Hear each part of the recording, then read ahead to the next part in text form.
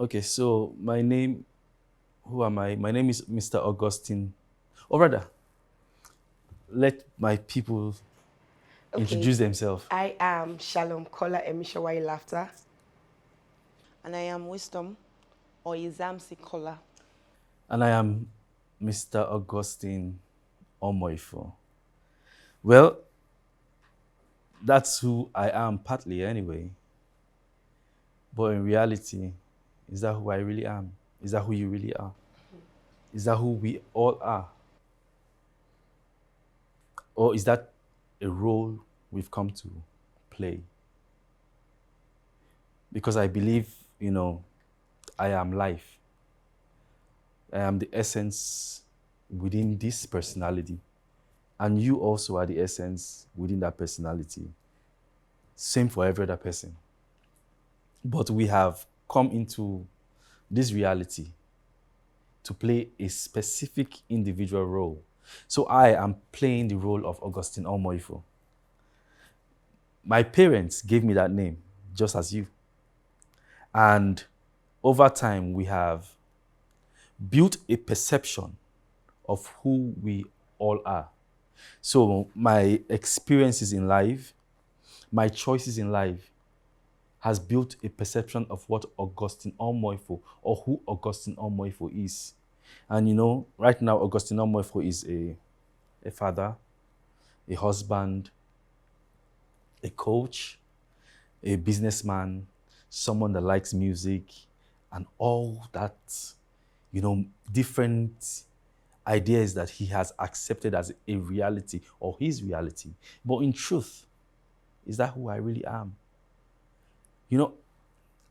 I think we are all life. And when I say life, what do I mean? I mean, we're all the life that started this personality. So we are the life of God, for lack of a better word, because I hate using the word God sometimes. And the reason I don't like using it is because people have an idea of what they think God is. Now, to some people, God is a man in the sky watching over everyone with a beard and all that. But if you really look deep into life itself, you find that essence, that power, that thing we call God is bigger than anything that the mind can comprehend. I mean, even the life that we are is bigger than what the mind can comprehend. The life that started this all. I claim to be a single entity. But am I really a single entity? Because if you look at me, I am made up of, like science says, millions of cells. Each cell is an individual playing specific roles in this physical makeup. But the I am, is within all these cells. So I am bigger than this idea that I have come to accept as me. And when I really dig into that understanding, that knowledge, I realize that I am the power within the body, accepting a specific role in creation to create this beautiful universe that God, the I am, wants to create. And the I am is creating as me, as you, as everyone. You, Zamzi, are playing an individual role in the I am. You also, we are all playing individual roles in the fullness of what life is. Don't forget, this I am, this God we're talking about, is not just in humans. It's in plants, it's in the planets, it's in the stars, it's in every single thing. Now, when you look at it, I don't even want to talk about or have this discussion from a very philosophical point of view. But let's look around Let's look at what we know, what we can see. If you look at everything that exists, the only thing that is consistent and constant in everything is that there is something behind it that is not tangible.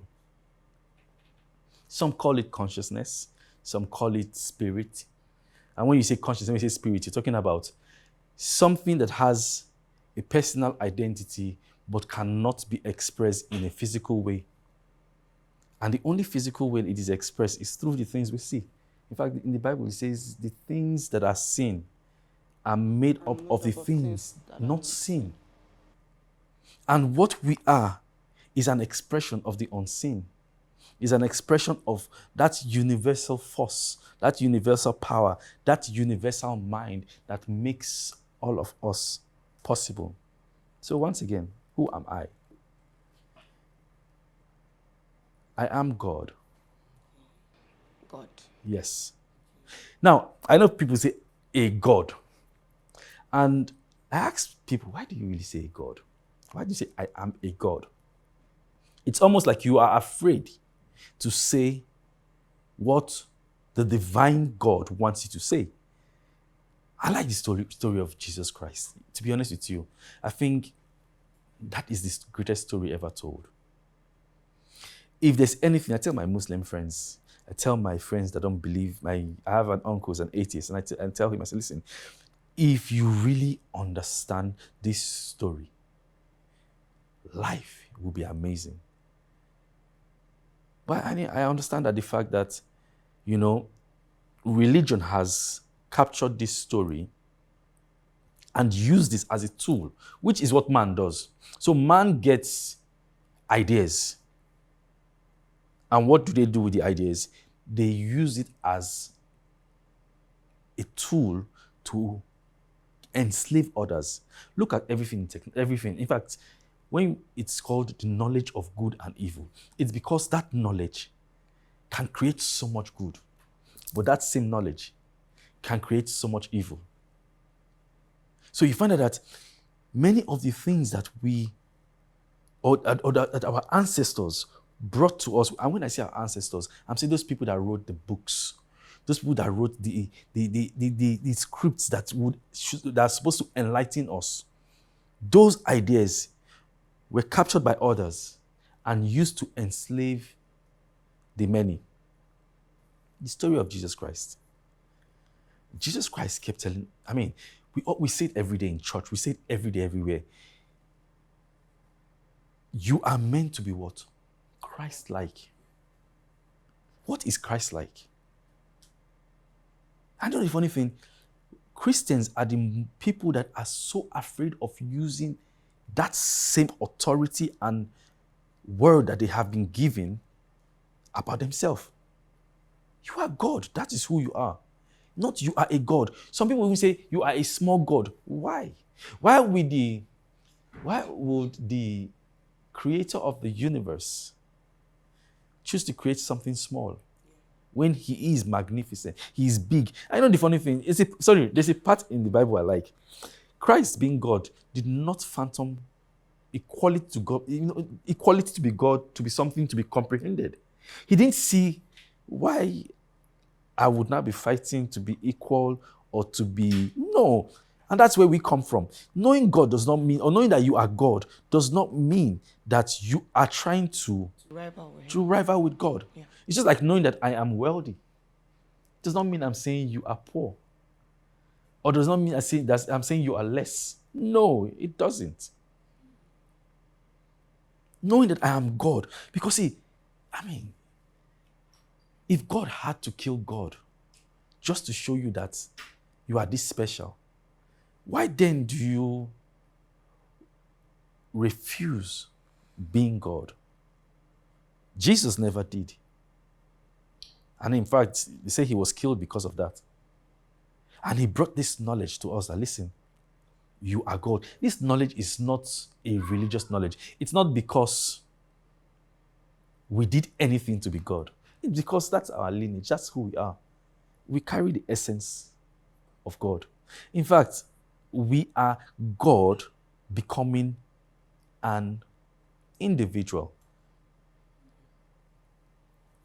God is infinite, creating an infinite creation.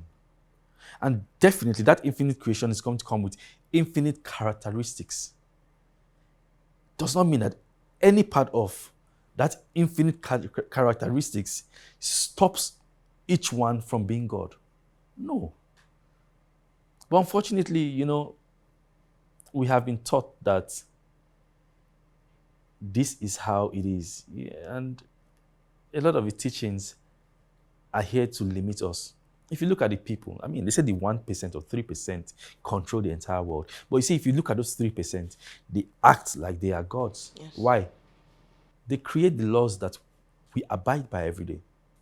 These same people can come and say, today, a man is not a man. A man can be a woman. Whether you're XY or you're XX, they don't care. Because they understand that they are gods, that they can create the life that they want to see. And to be honest with you, we are all doing the same. But unfortunately, most of us are doing it without knowing. So everything I have experienced in my life, I created it. All my failures, I created it. All my success, I created it. Because this life we have is a creative life. You see, God by nature is a creator. That means anything God holds to be real must be created. In fact, that is the principle of creation. Let us create. It's not that he's saying it. He's holding on to that as a reality, and that reality is being created. And so for all of us, having that God nature, being gods in flesh, whatever we hold on to, we create.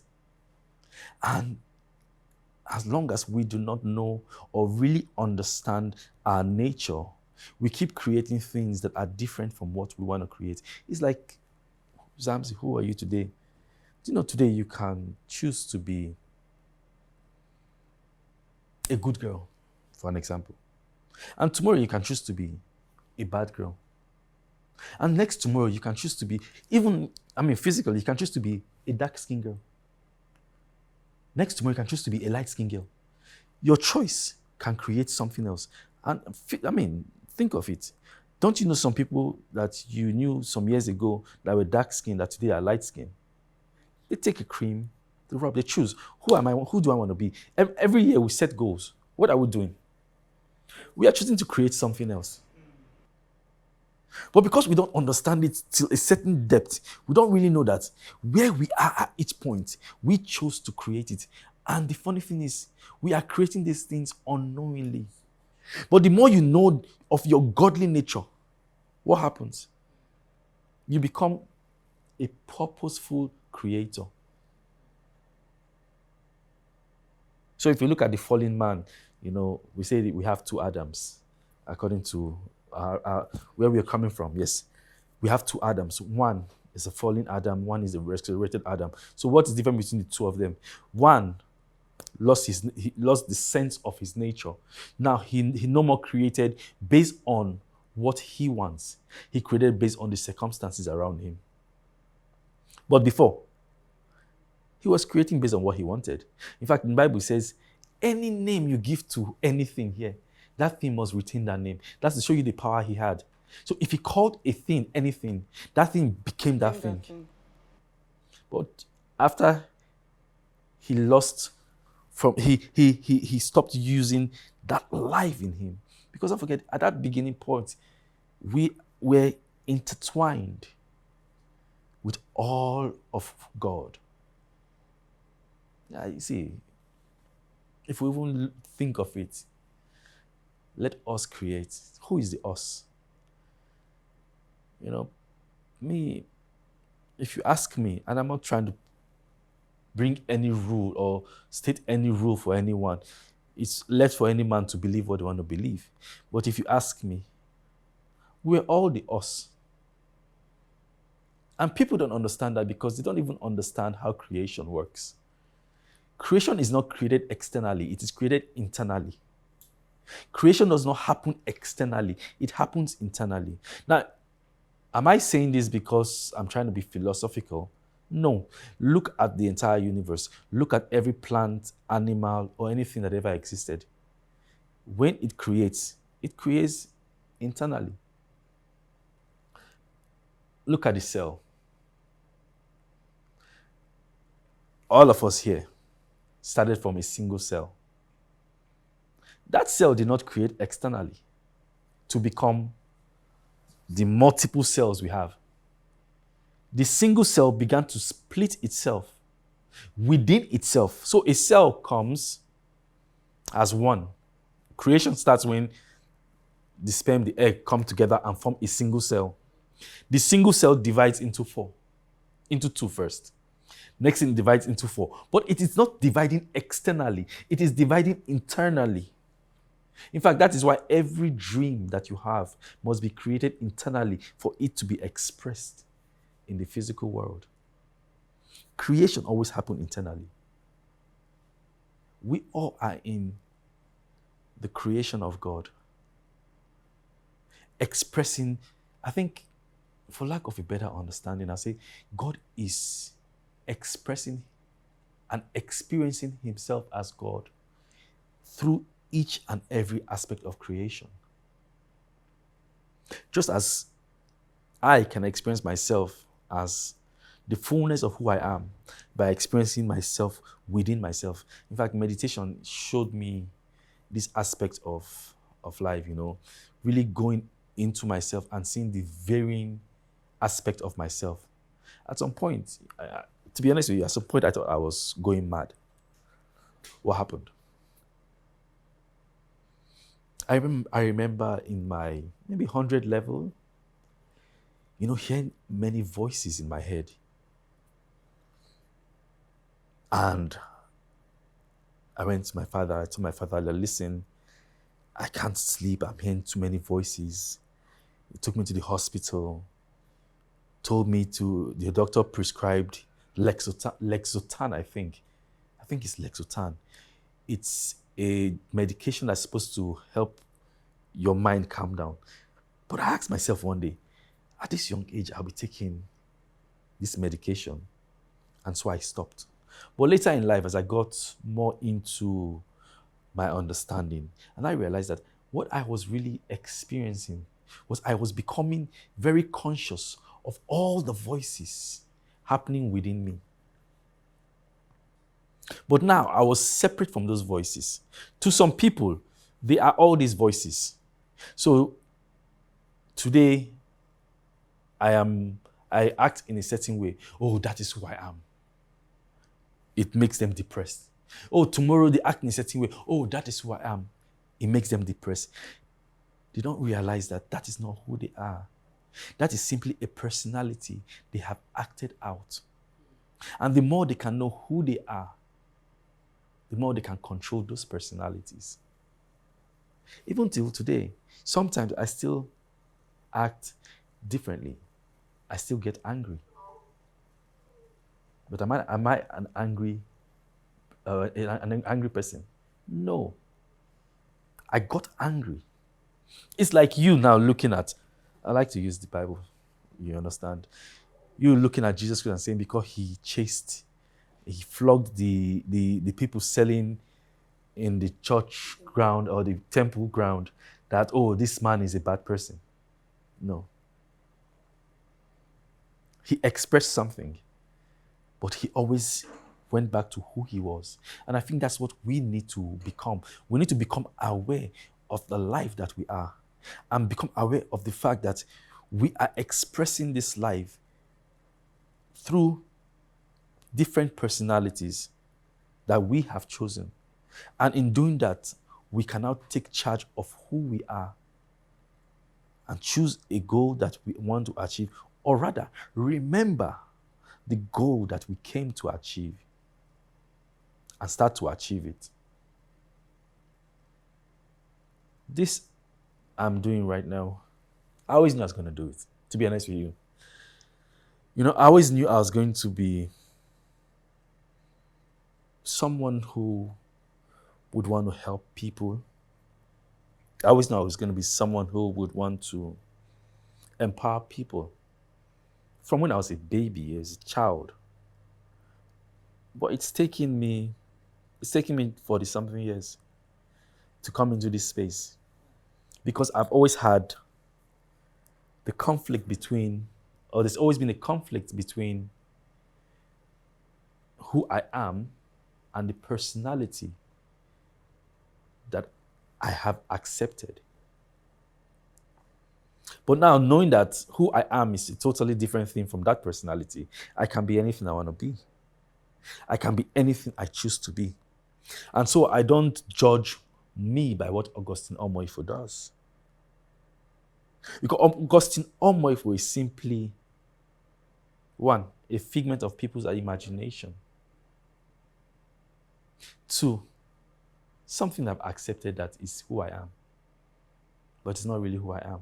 And when I say a figment of people's imagination, do you know how many times we try to be what people think we are?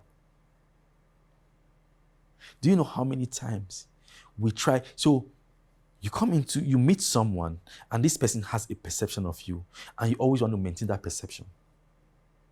You always want to be that person when you are around that person. But is that who you really are? The other one, most times often as we wake up, we have an idea of what the world and even our experiences have told us that we are. And so we wake up, what do? We enter into that shoe. I realize that when I sleep, when I sleep or when I go into my deep meditations, I'm a totally different person. I'm one who loves, I'm one who doesn't care about certain things. But the minute I wake up and realize that, oh, I'm awake, all the ideas that I have held onto in my brain, because don't forget, consciousness built the brain as a tool to navigate the physical world. Consciousness built the brain as a tool to navigate the physical world. Let us take it somewhere else. God built the brain as a tool to become an individual on this earth. It's the same life that is in me, or that is me, that is you. There's no difference. That is you. There's no difference. All of us here, there's no difference in the life that we carry. But that life has a brain that has collated information all through its birth date to its present date, and is using that information to determine who he or she is. But in reality, that life is all the same. I tell people, the you that came is the same you that is. It has not grown. It has not changed. The only thing that has happened is it has gained more information about what the world is and has used that information to define itself. But in general, that life hasn't changed one day. That life that is going to live this physical, at the death date, that's going to live this physical life is the same. Pure, perfect, divine. But it came in to experience different things using the brain as a tool. You know, the physical person is more or less like an AI. And that's what the brain is, and artificial intelligence. So it's almost like, you know, now we as human beings, we've come to a space where we can create AI. We can create artificial intelligence. And soon we'll be infusing that artificial intelligence into ourselves. And imagine what will happen. We will now become different personalities. So imagine the creator of this world doing that in a totally different way. So what he did is create a program through which he can assume several personalities, but still being the same. In fact, that is why most people will search for God from now till tomorrow, and all they will get is a perception of what they think God is. I like this word. He said he came into his own, but his own knew him not. He's constantly with his own. God is constantly with us, in us, as us. But how many times do we really acknowledge this fact? You know, we can even say, oh, I'm the child of God. Oh, I believe God is in me. But how many of us believe it? Through our actions, through our fears, through our worries. Belief is not just something that, we think. It's something that we express. And if our expression of a certain belief is not in accordance to the belief, that means we don't believe it. And I can guarantee you that 99% of us don't believe what we say we believe in.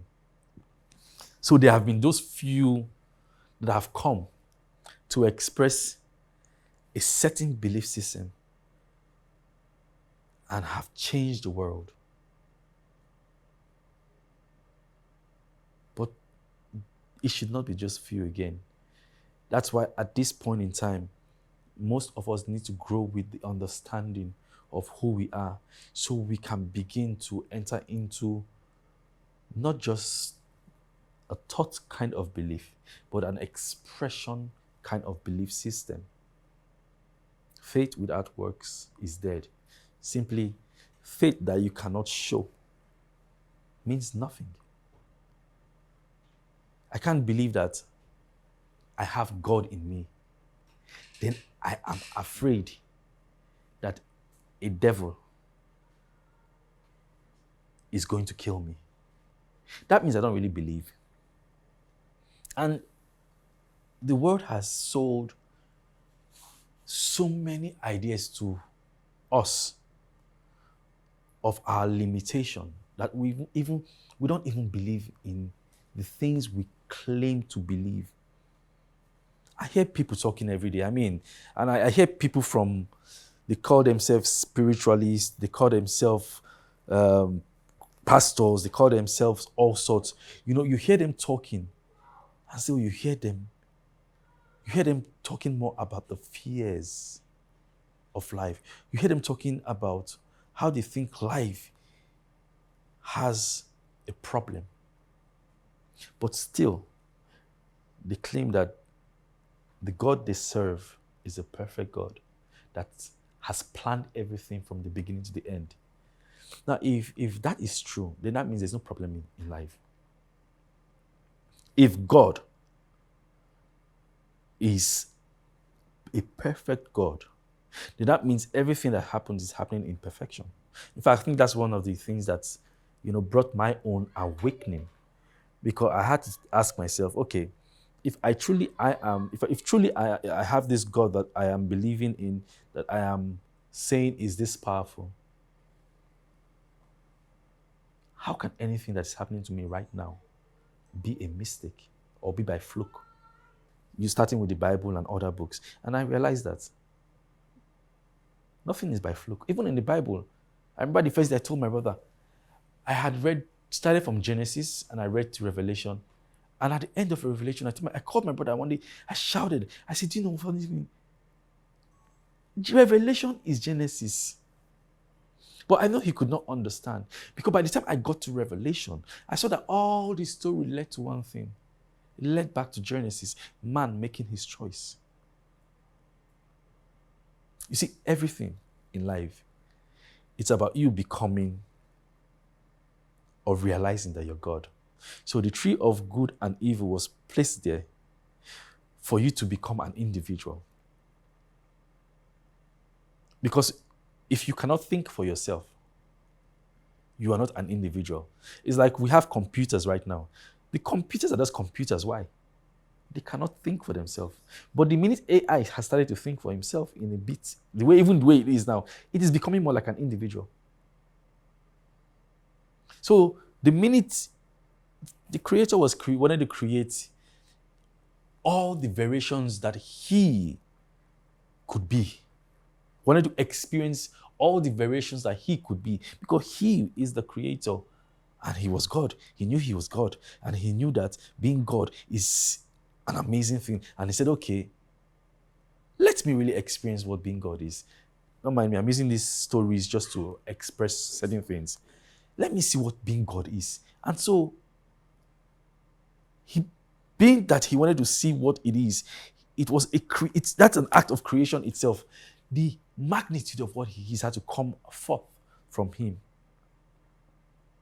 And so, everything that we're seeing, that's how it is.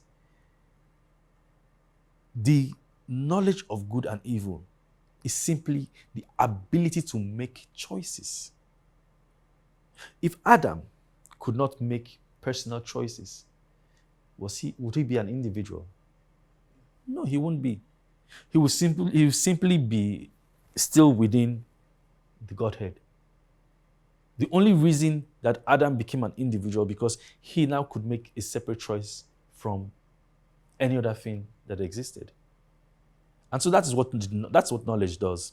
So people say, oh, and God punished Adam because no, God didn't punish Adam. It was the path Adam was meant to take for Adam to be resurrected back to himself. So what happens is this. To become an individual, you must learn to make personal choices. But the plan was always to go back to your godhood. So in your becoming an individual, the entire story of Adam, he fell, became an individual, started to experience life on a totally different term. But what happened to Adam later on? Adam had to die to resurrect into his fullness. That's who he now became. All these are allegorical statements to express a truth about who we all are.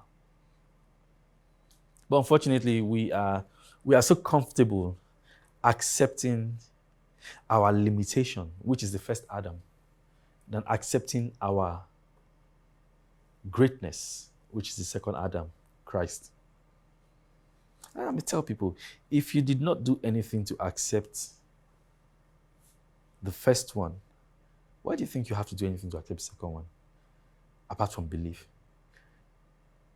Did you ever see or know or experience Adam eating the fruit of the tree of knowledge of good and evil? Did you? What happened? You were told, and you believed, and it became a fact. So the same way, someone can come to you also and say, listen, you are not Christ, right? And if you believe, in fact, the Bible even says it. I think it says it somewhere. Say, for those that believe in that authority, they have been given the powers to become. It's your belief. And why, whatever God believes is a reality. Whatever God believes is a reality. Some years ago, science kept looking for the smallest element or particle, and they found it. And they said, oh, we found the smallest element. Later, some other scientists came and said, no, there can be something smaller than this. And what did they do? They kept on searching, and they saw smaller. And as long as man keeps searching, let me rephrase that statement. As long as God keeps searching, God will keep seeing. As long as God keeps searching, God will keep seeing. I know of a guy, our family mechanic that year. We were talking one day, some years ago, and he said, there was a time he had an issue with somebody, and the person touched him, and all of a sudden, his throat began to swell. He could not talk again. He had to go to church, and he went to church. After they prayed for him, his throat started to come back to normal. I was trying to let him know that, listen, it's your thoughts, it's your belief. But he didn't believe. And most of us don't believe because we don't realize how much our belief system influences even something as much as our health.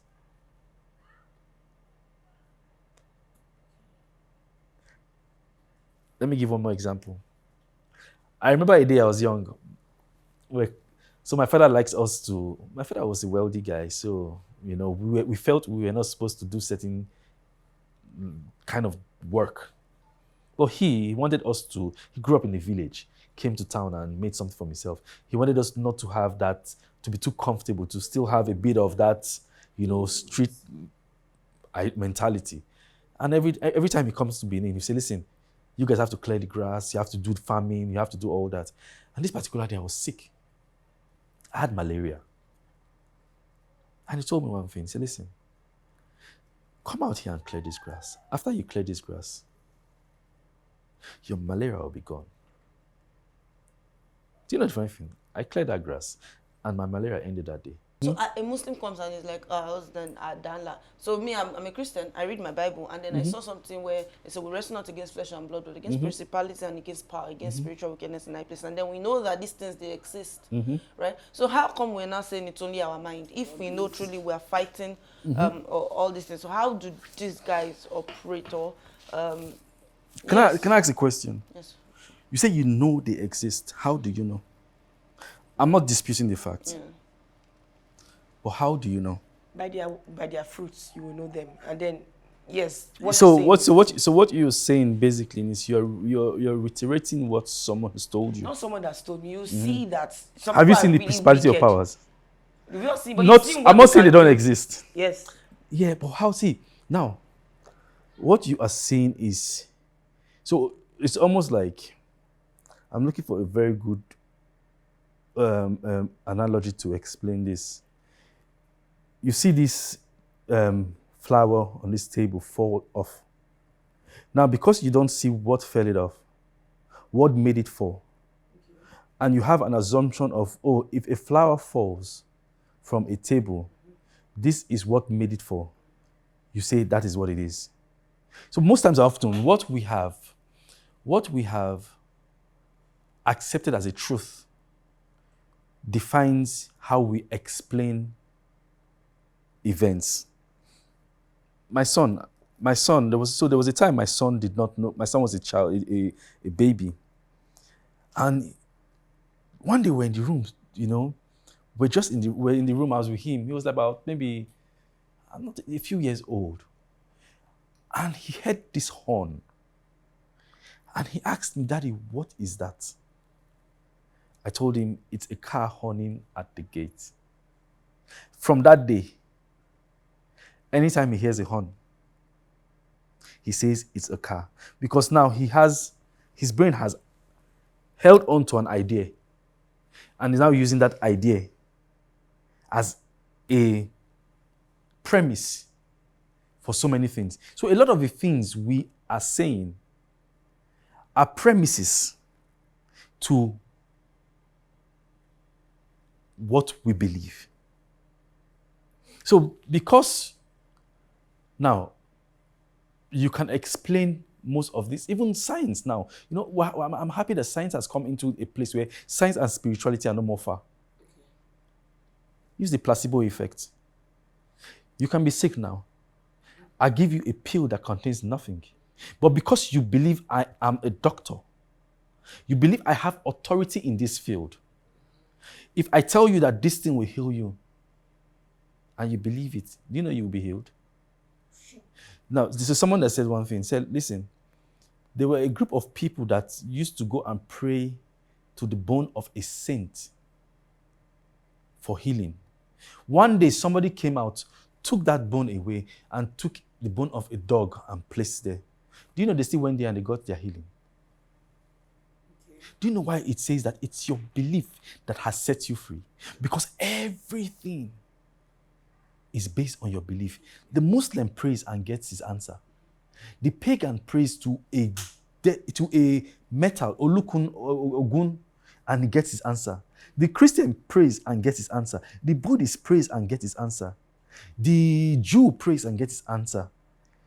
All of these different people pray and get the answer. But what is common within all these people? Belief. Okay, can I?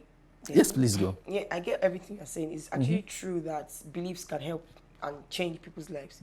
But you will not still dispute the fact that evil still exists in this earth. And you will say it's because of people's belief that evil exists. Now, bring it back to an example. You can have someone sick. Somebody sick for years and still takes drugs and still takes doctor's prescription and will not still even believes that he will get healed and will not still get healed. Why? Because there are other forces that exist that's countering that person's healing. So you will not say because against all of these beliefs and all, there are some things that do not exist, some principalities they exist. And yes, we don't believe that they have all authority like that, but we believe that they are there in their space and they operate in our time. Now, I think we're mistaking what belief is. Belief has no element of doubt in it. Now you see what you call evil, what you call good, what you call darkness, what you call light, are just expressions of life. Right? Sure. They're just expressions of light. They're like varying energies within life. The same way you have Zamzi, you have Austin, you have Shalom, you have every other person, which are expressions of life. Life is infinite. So life expresses itself as an infinite potential. So everything you see is simply an expression of the infinite potential of life. We have called it something, and that thing has become what it is.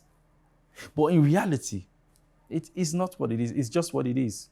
It's just energy expressing in a certain way. Now, that energy, because it's who we are, I can mean you bad. What do I mean by meaning you bad? I can have a negative energy. I can send a negative energy towards you. Thought is energy. Words are energy. Feelings are energy. Emotions are energy. Actions are energy. But now, your own belief determines how much energy or how much effect that energy will have on you. Do you know why they call the strong man the strong man? It's not because he's strong. It's because in his belief system, you cannot affect him. You know, the funny thing is this. Jesus is Son of God. If it was a today man, we would say, no, he wasn't. In fact, even that day, they told him, you are the one that said, heal yourself now. Now you are in this problem. But sometimes, you know what he knew? Rather, you know what he knew? He understood how life works, that life is perfect. He understood that the reason this is happening is because it is the divine auctioning.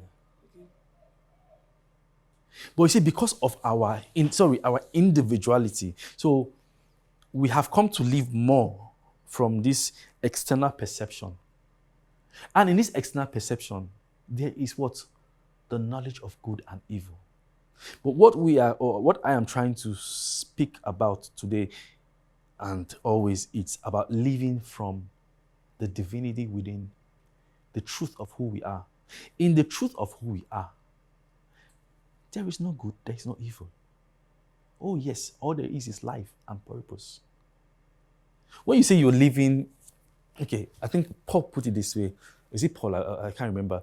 But he says, you're living above principalities and power.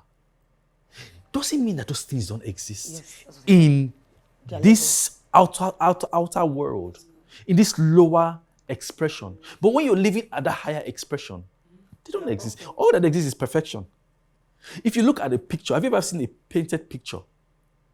If you look at a painted picture, okay, if you look at what you're wearing, if we take a microscope and dig into the fineness of this outfit, what will you see? You will see dots, dots, dots, dots, dots, dots, dots, dots, dots. You will see something that's incoherent. But as you come outward, what do you see? You see a perfect person. If I take a microscope and look into your skin, I will see all sorts of dots and marks and all that. But the minute I zoom out, what do I see? A perfect picture. So that's how the universe is. So if you are focused in it, you see all sort of negativity and problems. But when you go out, what do you see? You see a perfect creation. You see the star explodes. Does not mean something bad happens. It means something, its birth The only way the star can birth another star is by explosion. Sometimes we think that all these things are happening because of something that is bad. No, the universe works in perfection. But from our brain mindset, from our limited perspective, all we see is chaos, and sometimes we see good also. But it is bigger than that. And that's why I say, if you really believe in this all-powerful, all-wise, all-great God, you realize that the first thing you should believe in is the fact that everything is perfect. Everything is perfect. What we're each here to do is experience the individual expression of creation as it goes along. Even as we are humans here, at the end of the day, in our deathbed, do you know that all the things that happen will not matter? Everything that's happened will not matter. One thing I found very consistent with dying people is I've hardly seen a dying person that died angry. I've hardly. At the point of death, there always seems to be a peace. That last breath, there always seems to be a peace. I think sometimes, it's part of the game of life on earth. It's meant to seem the way it is. But in reality, it's not. None of it really matters. In reality, the only thing that matters on this earth is the experience you experience. But if you know yourself in the truth of who you are, the experience becomes better. In fact, what happens is this: the more you know the God in you or the God that you are now in like someone that is in a game, but now you're not confusing the game with you. You know that you are the player of the game. So what do? You find that most people that have come into a certain level of enlightenment now control the game. They now choose, this is the role I want to play. And they play it to the best of their ability. But unfortunately, majority of people are so intertwined with the game that they don't know the difference between the game and reality. So they think this is reality. I think Augustine Omoifo is my reality. But Augustine Omoifo is not my reality. Augustine Omoifo is an idea that I have chosen while on this earth. I was before here, and I would be after here. I was before here, and I will be after here. The only thing, Augustine Omoifo only existed the minute he became aware, self-aware. The baby in the stomach was not Augustine Omoifo. It wasn't. It had no name. It was just life growing in the belly. Augustine Omoifo started to exist the minute he was named. The minute Augustine Omoifo was named. So, the baby, life formed itself into whatever it chose to form. And because I am life. So I formed myself into what I want to form, created this brain and everything. And I came into this world. And at some point, my father and mother did a naming ceremony and said, this life that has come into our care, we call this life Augustine. At that point, I didn't even know I didn't even know anything about that. I was so intertwined with all of creation. I had no idea of anything external. Then, as a child, looking around, trying to figure out where I was and what was going on, I heard they kept calling Austin, Augustine. And anytime they called Augustine, they looked at me. Anytime they called Augustine, they looked at me. They pointed at me. Another person comes, say Augustine, they pointed at me. And at some point, my brain realized that, oh, that must be my name. And that was the first time I attached with something. I am Augustine. But who is the I? The I is the personality that has the ability to attach itself to whatever it wants to become that thing. That is God. So, I attach myself to Augustine Omoifo. Oh, the next thing, they say I'm Christian. For some, I am Muslim. For some, you are Chinese. For some, you are Nigerian. And you begin to attach yourself into all these ideas. And the I am, begins to accept all these things and call itself. Begin to accept even the concepts. There are places. Now, you see, if you go to China and say certain things, the child in China will not understand what you're saying. Saying, oh, because someone, like in my village now, they tell you they will use, there's something we call utagba. It's called a native bullet. Most of us in Nigeria here will know it.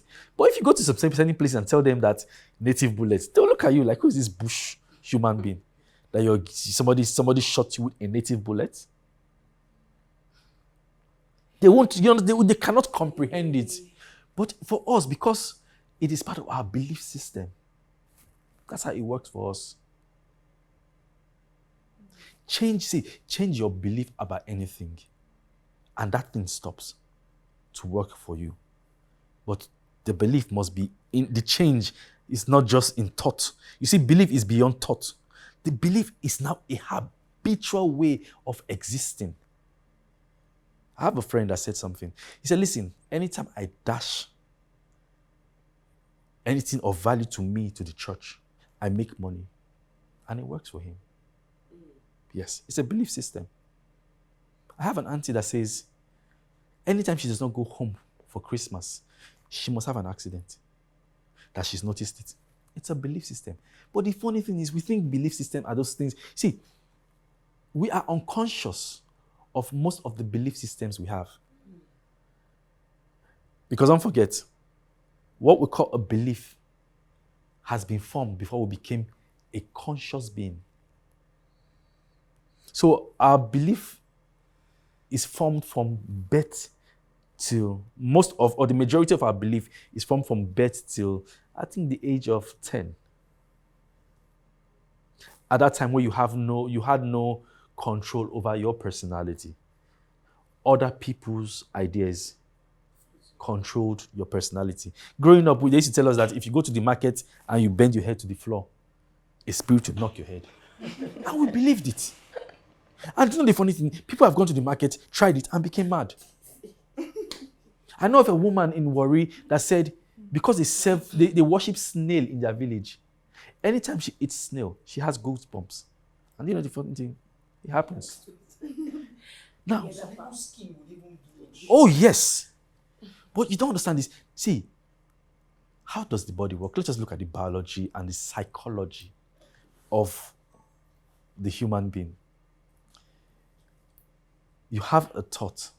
The thought feeds that idea to your entire system, and your system replicates that as something, or how you imagine or how you know it to be, it's replicated in your system.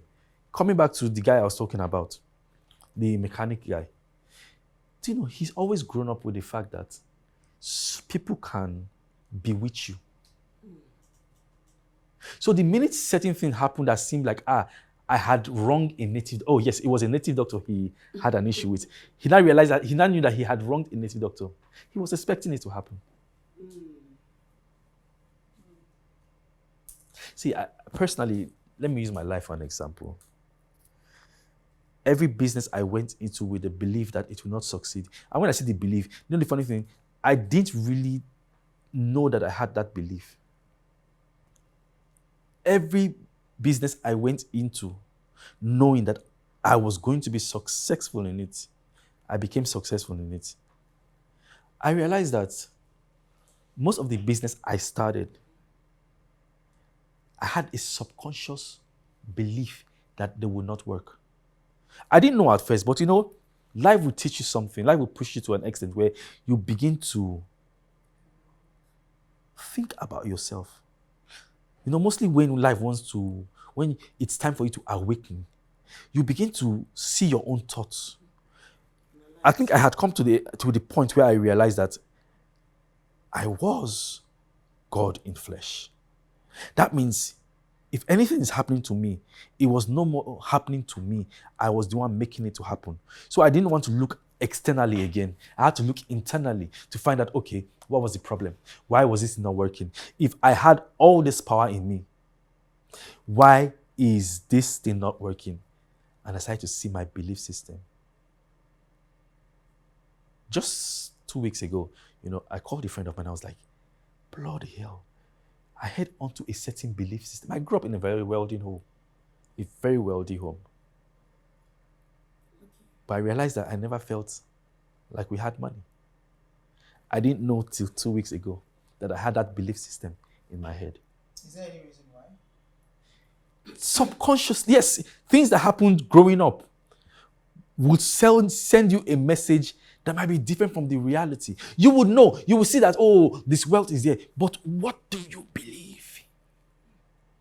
Let me tell you the truth. Most of us don't believe what we think we believe.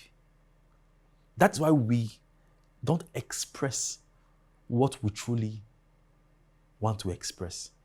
Think of it now. All of us believe we should be wealthy, right? Why are we not all wealthy? Think of it. Most of us believe we are brilliant. Why are we not creating results that expresses the same? Because the belief and the thoughts are two different things. How can someone, sorry, I have a question. How can someone now, because yes, you said belief, you see a lot of people, they'll say, I believe. But they're never really able to change anything. How can someone now get into the point where you truly believe? That's where we are all here today. That's where we're starting from. Knowing thyself. So most people know the expression of I and not the I. Say that again. Most people know the expression of I and not the I. So they know their expression, this physicality that they see and what it does. They don't know what makes this physicality alive. It is you. It is the real you that makes this physicality, this personality alive.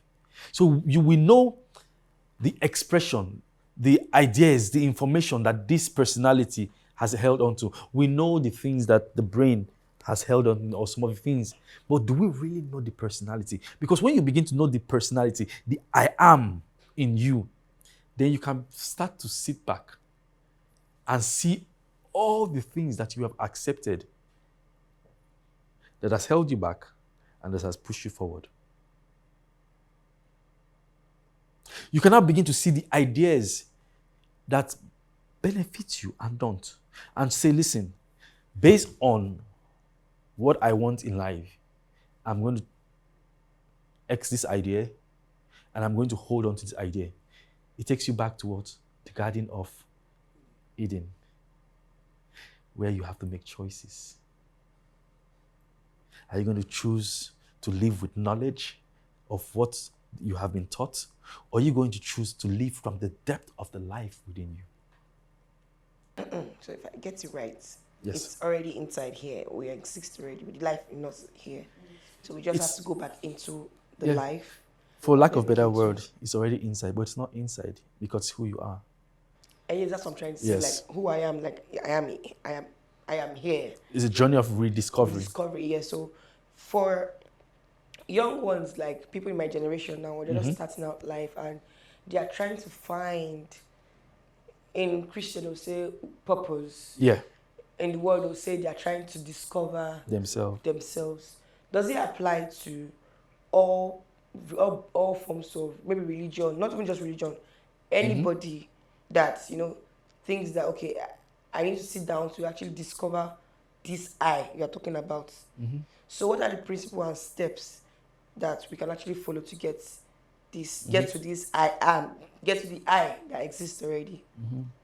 Yes, what we're all here to do, I think the first thing we're here to do is rediscover ourselves. In fact, the reason the knowledge of good and evil was, like we said earlier, I said earlier on, was because that brings you to an individual self. Once you now know the individual self, the next thing to know is the life. That's the next thing. So that's why Adam has to become an individual. Then later, Adam had to become Christ, the life of God. So you need to first discover yourself as an individual, which we have done so far. You cannot take it from anybody. You must first become an individual. It's not anything anybody can do.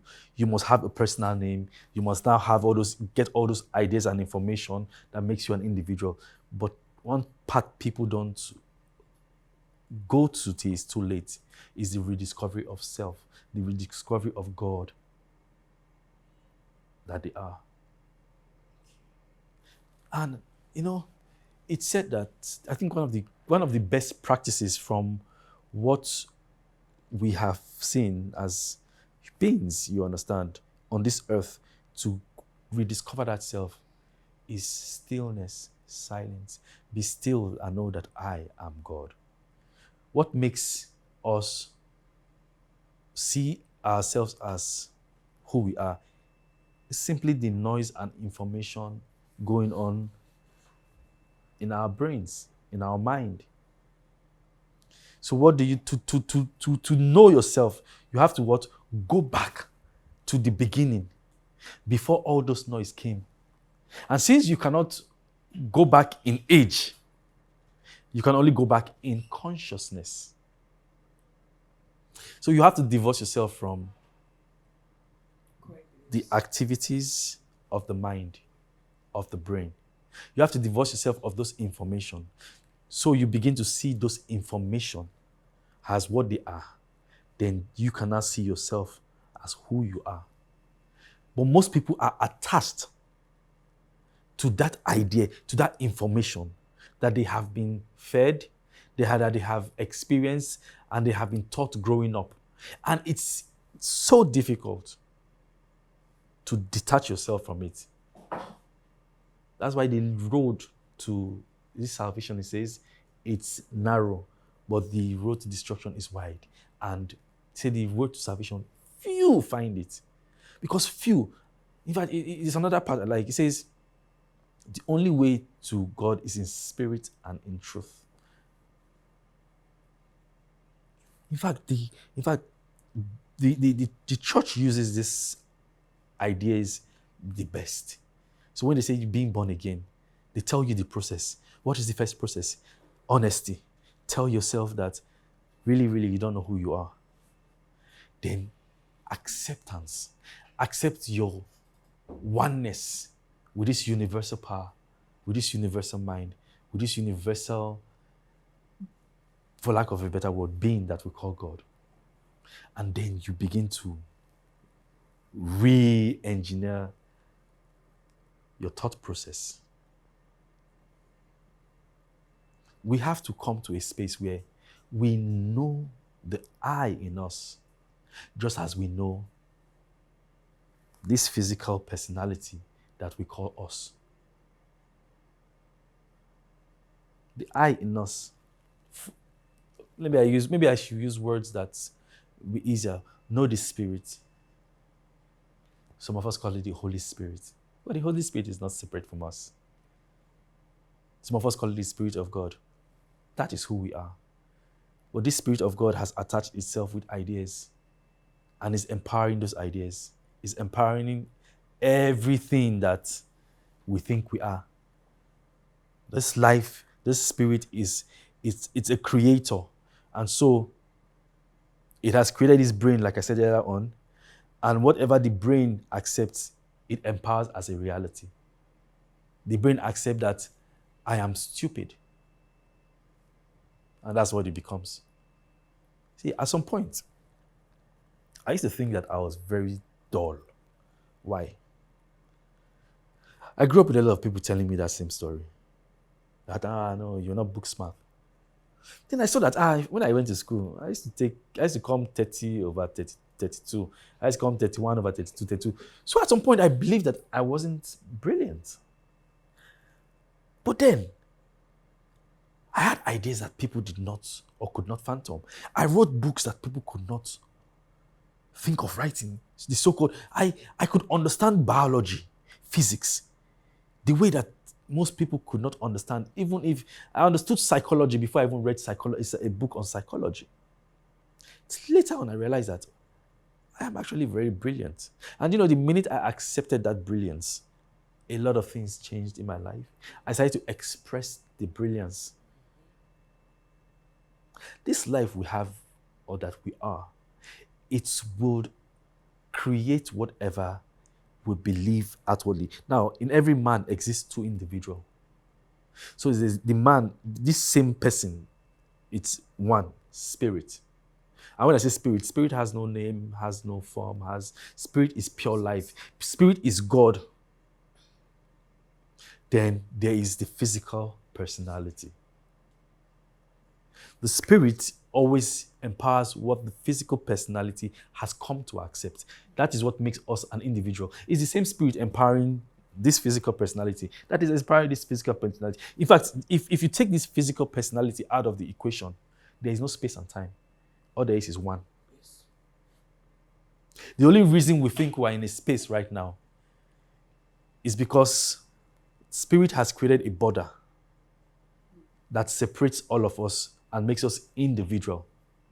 But if you take this border out, spirit is just like the air was saying. It's just one.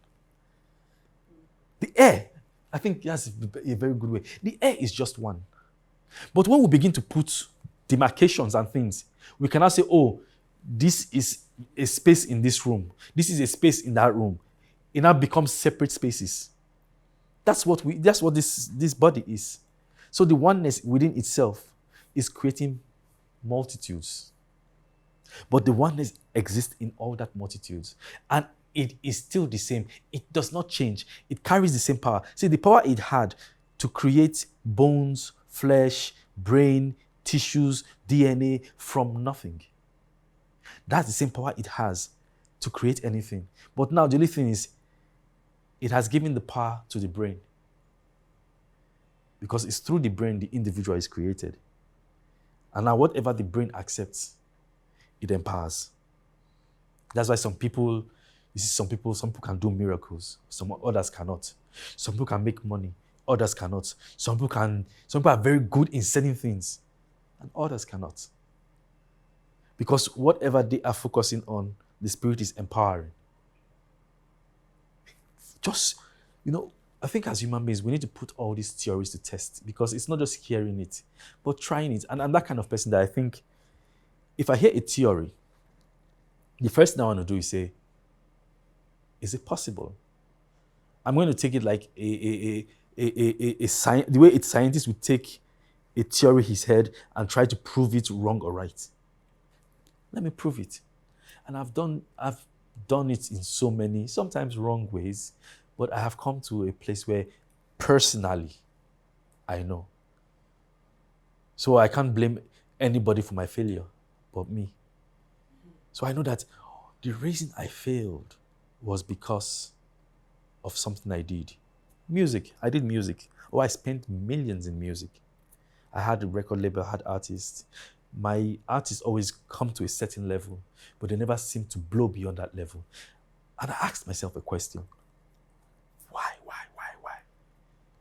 But the answer was just right before me all the time. I am doing music and I did not want to go to the clubs, because I always believed, I prefer the spiritual side of my personality. So already I was what? Planning to fail. You understand? I was doing music. I did not want to mingle with certain kind of people, because I felt, if I enter that space, the corruption, I might change to something else. I was already feeling. And the funny thing is, that's how I was empowering the wrong thing. So I was doing something, but I wasn't empowering it. Now look at the people that are successful in the industry, in the music industry. They gave all their all. That was their focus. And it happened.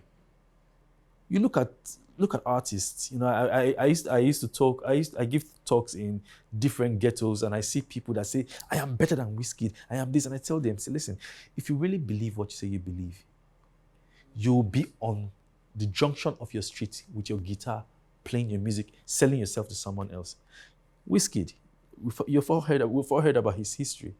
Anywhere he could perform, he will be there.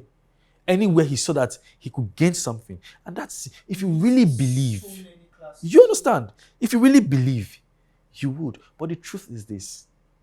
Most of us don't believe that we are. We want to think we are, but we don't believe.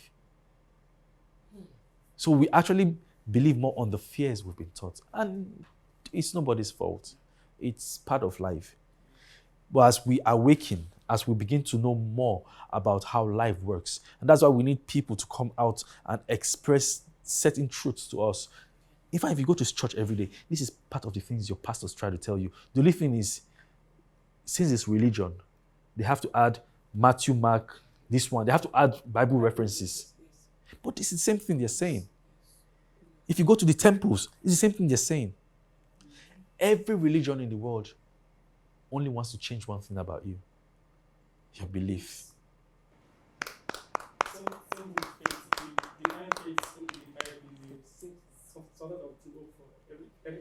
Sin. Yes. Everything. I mean, if God spent time to say, okay, I am going to send Jesus to die for them, so that they will know how much I love them, so that their belief, because don't forget what made man fall was his belief that he had done something bad and God left him. But really, let's even look at the text. Did God really leave Adam? No, Adam left God. Adam left God. Adam left because God. that's another theory that I think we'll dive into, and I think is a bigger topic on its own. Oh, yes. What I understand, I might be wrong, but then I'm still going to learn more. God actually sent them out of his own garden.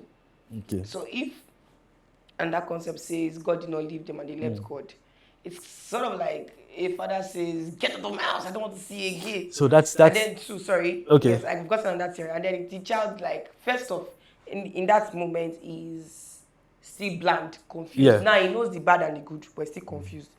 But it's outside. He's now vulnerable. Do I turn back? Do I go from here? But in some sort of this story, God is still with him, even outside his temple. So I still want to understand, because it's almost like a natural parent to say that.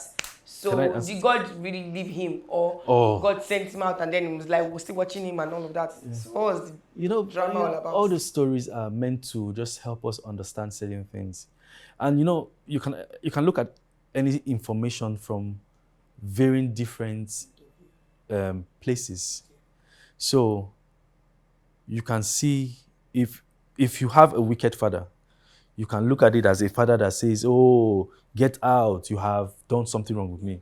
But if you have a different kind of father, you look at it as, I saw it in this way. My son, there are laws that has been set forth for everything in the universe. If you eat from this tree, this is what will happen. But don't worry, I got your back. That's what that story brought to me. In fact, those are the things that really helped me start to understand more about this entire thing. So I did not say a wicked God. Don't forget, let me tell you the funny thing. If you go to Israel, if you go to all these places and they tell you about the Old Testament, they're not going to say it from a Christian perspective. And when I even say a Christian perspective, a Nigerian Christian perspective. Most times we have a father that is mean and rude. But you see one thing, a Jewish dad would never do that to his son. Instead, the idea is, my son, you have done certain things that will have repercussions. Now, these are going to be the repercussions, because you have done this, because you have known this thing, this will happen. But don't worry, I already have a plan that will bring you back to your glory. It's like this, the story of Adam is the same thing with the story of the prodigal son. Yeah. The same thing. So the father never drove him. He by himself felt ashamed. Well, don't forget, when he ate from the tree of knowledge of good and evil, what does the story say? He hid. Yes, he ran away himself. The God that knew everything didn't come to the next day to look for him. I was asking. But what did he do? He hid. Why did he hide? Because you know. he was naked. He was naked. Yes. Not because he had offended God, but he was naked. What happened? His eyes opened and he saw his nakedness. Now, if you're going to don't take it exact. Try to expand your understanding. Nakedness means limitation. You see, at first, he didn't see his nakedness. He didn't see all those limitations he had because he only saw the glory of God in him. All of us as kids could only see the glory. I have children, so I understand how it is. But as they begin to become more aware of good and evil, they start seeing their limitations. They start realizing that, I am not good. I am not this. And start hiding from you. Adam saw his limitations. Those limitations did not matter. They've always been there. They did not matter at the beginning. But the minute he had knowledge, I don't want to use knowledge of good and evil, knowledge in general, he began to see his limitations. And what did those limitations do? The Father was even telling him that those limitations, the minute you begin to see them, they will cause so and so and so and so to happen. Now, the grace that you had, that grace of, I was totally in charge. Because look at it. If we even go into the biology of it, it is me and you were the one cell that became the baby. But we were not controlling the process as me and you. So it was not Augustine controlling the process. It was God controlling the process. God was creating hands, creating brain, creating all this matter. But what happened? The minute the brain started to function, which the baby came out and everything, Augustine took over. Self-creation. Now, Augustine started to see his nakedness. Augustine now realized that, he's not that strong. But was it not the same Augustine that was in the belly? That was a minute thing that created all these amazing, beautiful things. See, I tell people, go and watch. There is a science documentary called From Conception to Birth. So they created the entire process from conception to birth. Then you will realize how much power there is in life. When you see, the sperm and the egg, they're just like water. They have no substance. But you see that thing brought forth all of this. When you see the entire process, you see God at work. Then it came out and man took over and everything became how it is. But it's part of the program. It's part of the program. And that's why at some point, man has to rediscover himself and move into the next stage. Because let me tell you one thing. This universe you see is like breath. How do I mean? Take it like, this is an analogy. So it's not something that we should take as a law. But it's just imagine you breathe out, right? It goes forth and the breath comes back to you. And that's what creation is. So creation is almost like God expressing and that expression is coming back. So everything in creation is going forth. But you see that it's almost like it's going back to the beginning. In fact, the beginning and the end are the same. If you take time and space away, it's only oneness. If time and space goes away, everything goes back to oneness. And that oneness is God. Now, if you go back to Darwin's creation, you find out that Darwin saw something, but his interpretation is what we have problem with. He saw an evolution of how things, what happened. Say it happened from a big bang. That's how he could interpret what he saw. But what he basically was saying is, everything came from nothing, a singular nothing. And I have this atheist uncle that argues about it, and I tell him, you see this God we're telling you about, It's not the ideas that people have said. You see that Big Bang, that thing that started that Big Bang, that nothing, that's what we're talking about. That is the everything. Because within that nothing, you call it nothing, existed everything. Everything came forth from that one thing. And if you collapse everything back, what does it go back to? The nothing. So that God we're talking about is the everything. And everything is within it. The same way I say, that one cell is who you are now as a full being. You are still the one cell. The only thing that you've created many cells within you that has made you a physical entity. The same way God has created many attributes of itself. But it's still one that rules over. There is no evil, no good in God. No evil, no good. There's only purpose. Yes. There's only purpose. That's why people look at it. The thing is, that's why people are so afraid of saying things like this, because it's almost like blasphemy. But have you ever realized that even in your religious book, God uses good and evil for his purpose? Yes. So what we're saying, if I'm understanding, Yeah. is that because yes, when you talk about the knowledge of good and evil, I think I have a little understanding, because how you want me not to know good and evil at the same time? Which means there's something about good and evil that I'm not meant to know.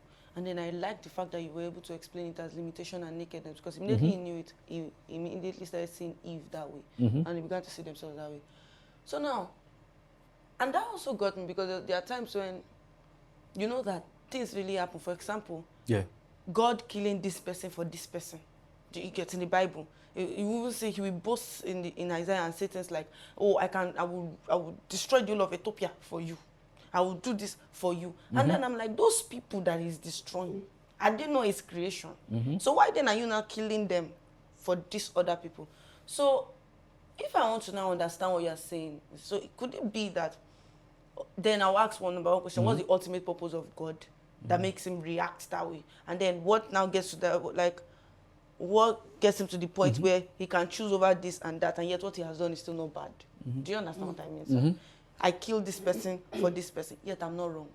Now, this statement, this don't forget, this whole thing, there are many levels to it, but we're not going to go to other levels. You understand? But we can have this as a series sometimes, right? Yeah, of course. The first level is that. We'll break it down. The first level is that these words are meant to teach us something. It's not that it is God, the infinite God, saying all these things. People are writing certain things and trying to express certain things. But you have to look at it from this aspect to get a better understanding. This God, and let me not use God again, let me use life. You know why I'm saying I want to use life? So when we look at God, the image that's going to pop out at the back of our brain is an idea. I don't want us to have an idea of what God is. I want us to divorce ourselves from any idea we have. So life is creating this universe that it's creating. And it's creating through whatever means it chooses. Now let me put this, let me use this example. If slave trade did not happen, do you know that this mixing of black and white might be difficult? So if they didn't come to carry some of the black people go, what we now have, the world we now have, would not have been like this. Slave trade is bad. Yes. But it was a necessary evil for certain things. Its purpose always. So if you look at the universe is about purpose. It's always about purpose. You ask, oh, why did this thing happen? There is always a purpose in everything. But the thing is, because we are focused on what we're seeing here, the bigger picture is lost. And unfortunately, sometimes, no matter how we even try, we cannot see the bigger picture because we are still individuals. But I have heard from different thoughts, like Buddhism will tell you that, and other thought frame will tell you that By the time you enter into the collective mindset, you understand why it happened. You understand, oh, that armed robber that robbed you was necessary for something else or someone else's benefit. Please, let's not even go that far safe. It's like Jesus Christ. The death of Jesus was necessary for something, for the salvation of many. Right? So sometimes life creates what me and you might call bad experiences for a greater good experience. Paul put it this way: if the maker of the world choose to make some for destruction and make some for glory, who are you to judge? The truth is, there is a higher power involved. And all of us, from the foundation, chose to play a role in this higher power.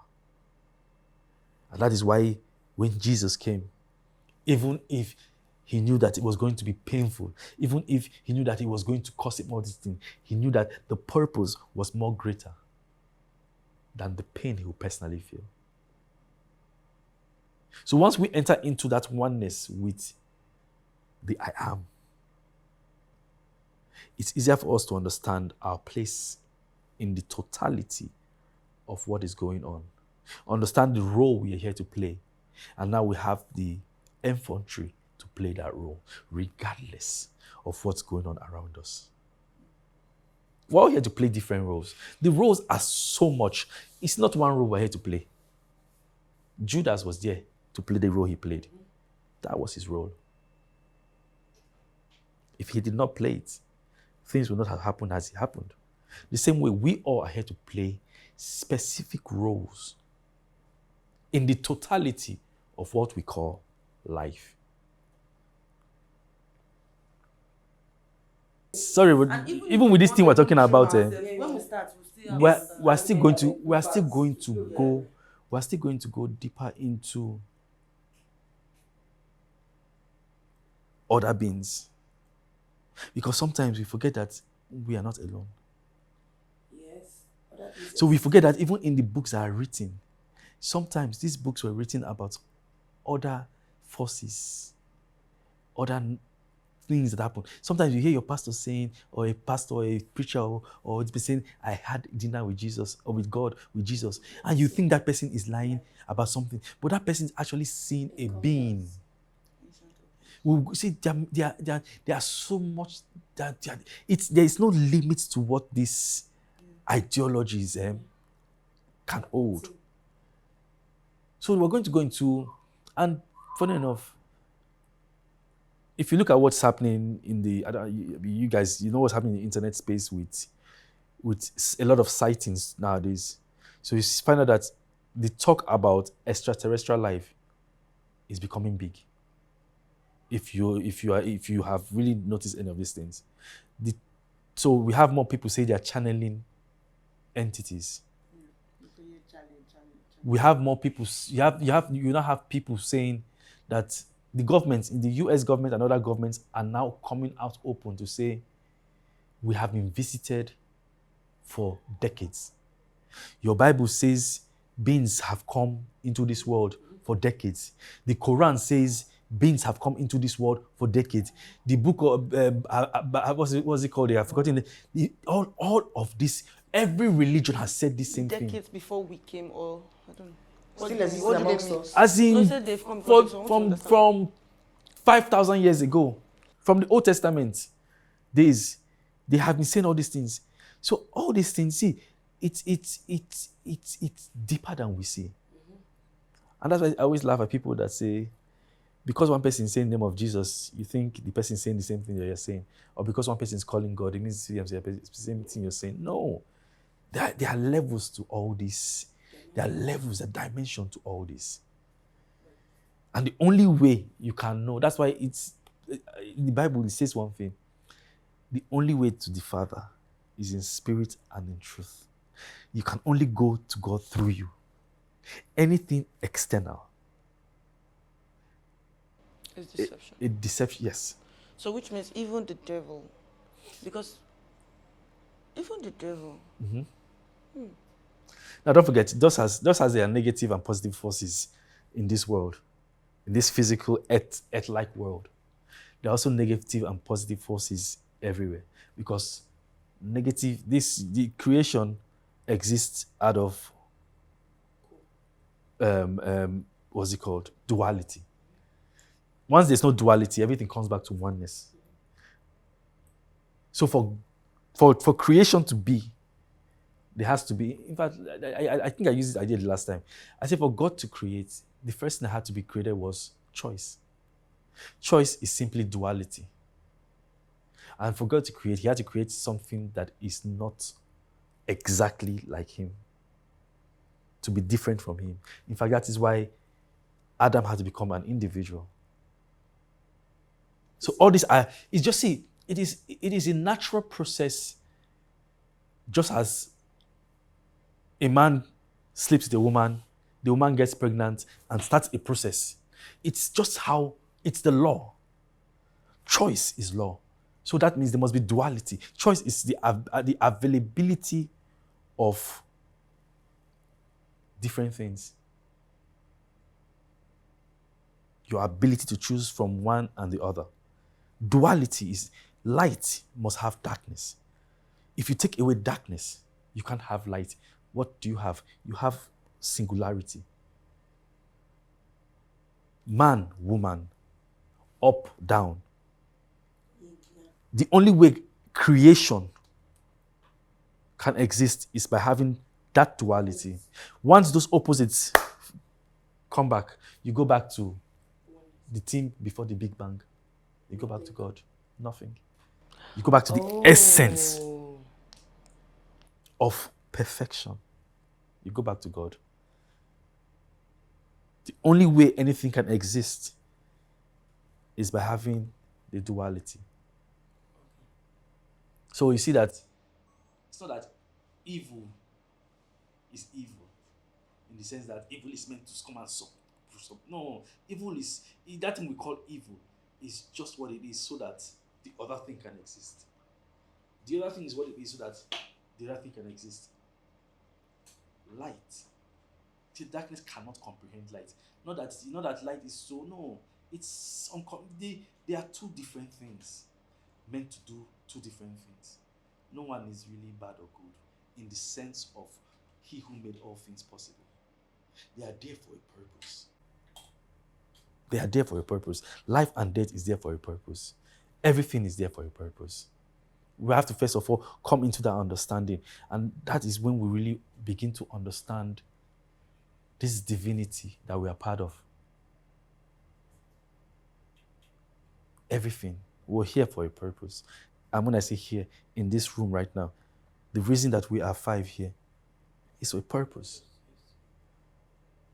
If we begin to use our knowledge of good and evil, which is the brain part, to try to understand the purpose, we might never be able to understand it. But when we flow from within, you find out that in 10 years' time, you'll be shocked that, I remember the guys I met in primary school that I never saw again, that one day we saw, and I realized that, whoa, so this is the reason we met. But people don't really appreciate those coincidences, and they don't really look into them. But when you begin to see it, you find out that everything in life has a pattern. Life is about patterns. Exactly what I wanted to say. Wow. To really get into that space where you're not affected by what people think or don't think, you have to, first of all, the only answer to every question, discover yourself for yourself. See, you can dispute anything that you've been taught, but you can't dispute what you discover for yourself. Self-discovery. Question everything. That's the first, in every spiritual practice, that's the first thing that opens you up to knowing the truth. Question what you have been taught, because we've been programmed in this life. Question your programming. If you really want to know you, question every content of what you know as you. When you question yourself, question all that, then the real you will begin to reveal itself. Like I said earlier on, that's why if you see, how do you become born again? How do you become a new being? The first thing they say is confess your sins. Confess the fact that, what does that really mean if you want to take it? Open yourself to the truth that I know nothing. My last take, what I would say to everyone is this. Don't let people, including me, tell you what to believe. Discover for yourself. Don't be afraid of opening that door that people say you should not open. Because the truth lies in that door you are scared of opening. Open the door of your mind and discover the truth for yourself. Thank you.